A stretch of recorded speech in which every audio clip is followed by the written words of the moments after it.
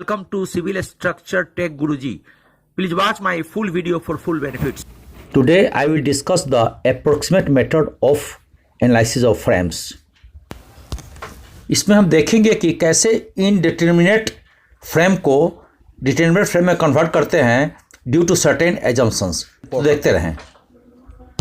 Approximate method of analysis of indeterminate frames for industrial use और porter frame को हम approximate method से आसानी से सोल्व सकते हैं। In the exact method of stiffness और force method it has to satisfy the equation of compatibility and equilibrium both.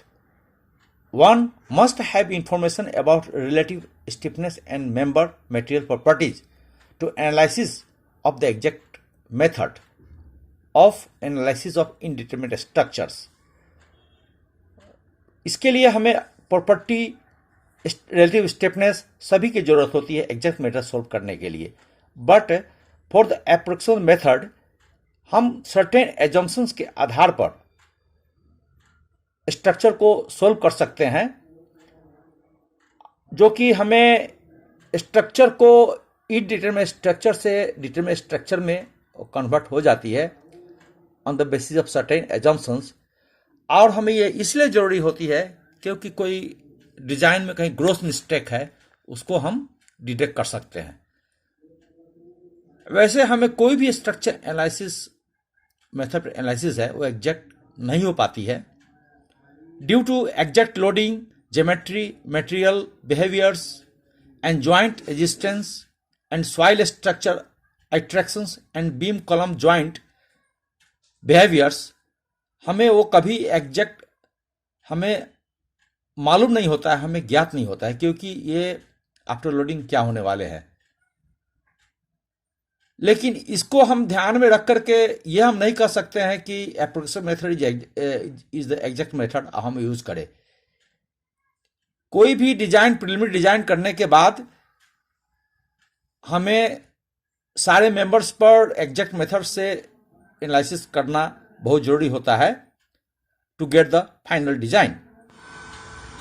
In the approximate method of analysis of indeterminate structures for frames the equation of statics are applied to solve the structures. जैसे मैंने अभी कहा है आपको कि कुछ certain assumptions लेने के बाद जो स्टैटिकल इनडिटरमिनेट फ्रेम्स है वो हमें डिटरमिनेट फ्रेम में कन्वर्ट हो जाते हैं। और इक्वेशन ऑफ स्टैटिक इक्विलिब्रियम जो कि 3 होते हैं, summation of vertical force 0, summation of horizontal force 0 end moment about A point is 0। ये 3 हमें यूनिवर्सल इक्वेशन है 2 डायमेंशनल में। इसको अप्लाई करते हुए हम द फ्रेम को सोल्व कर लेते हैं। तो एक बार हम ब्रीफली देखें कि इनमें होता क्या है। इनमें कुछ जनरलाइजेशन, जैसे क्या 2 से डायगोनल हमारे हर एक पैनल में दिए हुए हैं, 2 डायगोनल।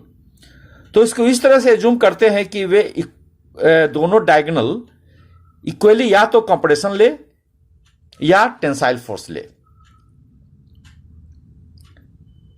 ऐसे में हम यह भी एज्यूम करते हैं कि share in each panel are equally divided into this 2 diagonals। इस तरह से करने से हमें जितने पैनल है इन द ईच पैनल हमें एक इक्वेशन मिल जाते हैं। और अनदर 2 एजम्पशंस हम करते हैं। तो 2 एजम्पशंस होने के बाद और हर एक पैनल में एक इक्वेशन हमें मिले, तो ऐसे हमें 3 अननोन इक्वेशंस मिल जाते हैं। तो 3 अननोन इक्वेशन मिलने के बाद इसको हम स्टैटिकली इक्विलिब्रियम इक्वेशन के मदद से इस पूरे इनडिटरमिनेट स्ट्रक्चर को हम बहुत आसानी से सॉल्व कर लेते हैं। इन द जनरलाइज्ड फॉर्म इस टाइप के इनडिटरमिनेट स्ट्रक्चर को एप्रोक्सीमेट मेथड से कैसे सॉल्व करते हैं, इसका एक एग्जांपल आपको दिया गया है। दोस्तों, यदि आप इस चैनल में नए हैं तो कृपया एक लाइक एंड सब्सक्राइब बटन आप ज़रूर डाल दें, ताकि कोई भी मेरा वीडियो आए तो आपको सबसे पहले मिले। और आगे इस न्यूमेरिकल को देखते रहें और अपने कमेंट्स ज़रूर शेयर करें। इस स्ट्रक्चर जो कि इनडिटरमिनेट फ्रेम से इसको सोल्व करने के लिए सबसे पहले हम रिएक्शन R1 एंड R2 निकालेंगे, जो आपका स्टैटिकली डिटरमिनेट स्ट्रक्चर जो ट्रस के लिए आती है, method of equation of equilibrium से हम सॉल्व कर लेंगे। उसके बाद में हर एक जो पैनल है उसके सेक्शन लेंगे, left side of the section को इक्विलिब्रियम मानते हुए, और जो दो डायगोनल्स हैं उनको या तो हम कंप्रेशन माने या टेंशन माने। और ये भी ध्यान रखें कि जो हमारे शेयर फोर्स जनरेट होंगे वो दो डायगोनल इक्वली ले। इस तरह से हमें तीन इंडिपेंडेंट इक्वेशन मिल जाते हैं और तीन अननोन फोर्सेस मिलते हैं।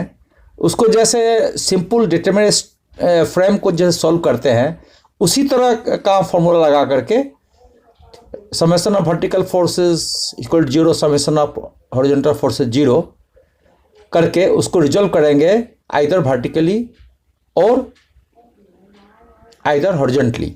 ऐसे करके हम अपना अननोन जो फोर्सेस है वो निकाल लेते हैं और इसको एक टेबुलर फॉर्म में हम ला करके इसको हर एक फोर्स का हम उस पर अपना जितना भी स्ट्रेंथ आ रही है, मे बी टेंशन कंप्रेशन, हम लिखते हैं। जैसे आपने इस पिक्चर में देख रहे हैं, सभी पे हम लिख लेते हैं numerical value.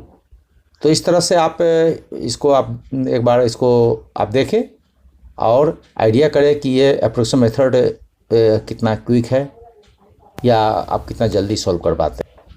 I request you to take one pen and paper and solve the numerical yourselves. मुझे अपने सभी फ्रेंड्स, सब्सक्राइबर एवं नए पेज विजिटर से उम्मीद है कि वे अपना कमेंट ज़रूर शेयर करेंगे, पेज को लाइक करेंगे, सब्सक्राइब करेंगे, ताकि हम आगे की और इम्प्रूवमेंट कर सकें। Thank you very